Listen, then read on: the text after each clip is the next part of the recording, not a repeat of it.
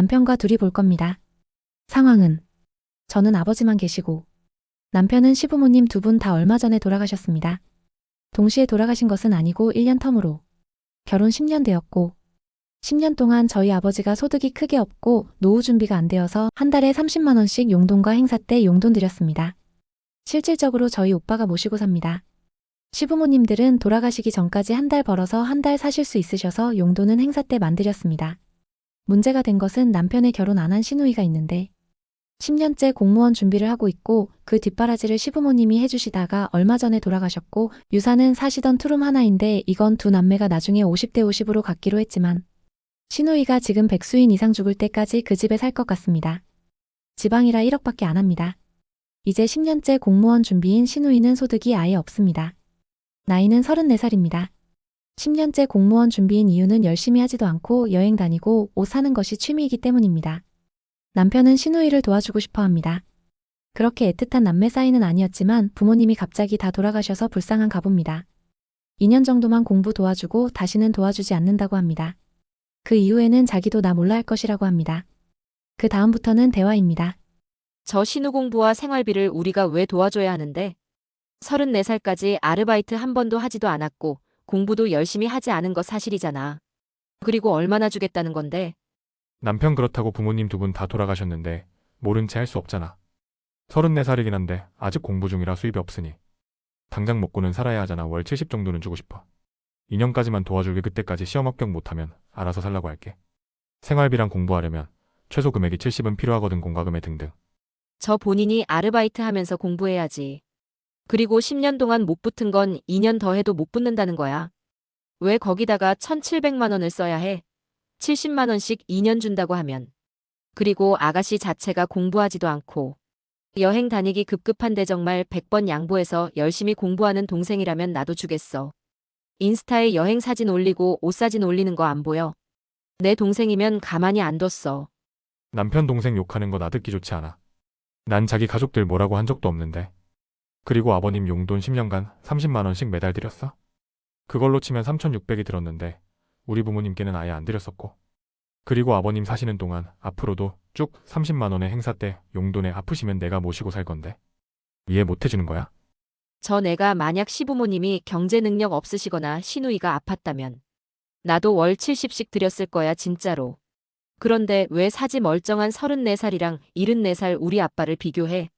결론은 저는 우리 아빠에게 10년 동안 3,600 준 거는 맞고 앞으로도 계속 돌아가시기 전에 줄 거고 남편이 아빠를 모시고 살 의향이 진심으로 있는 것도 알지만 왜 사지멀쩡한 34살 성인을 2년 동안 1,700만 원 도와주냐는 것입니다.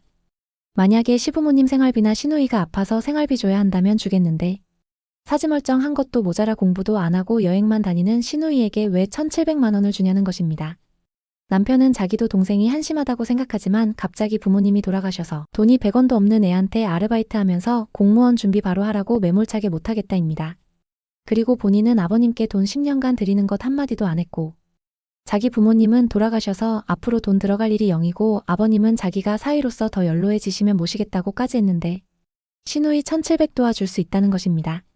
누가 더 이해 안 가시나요?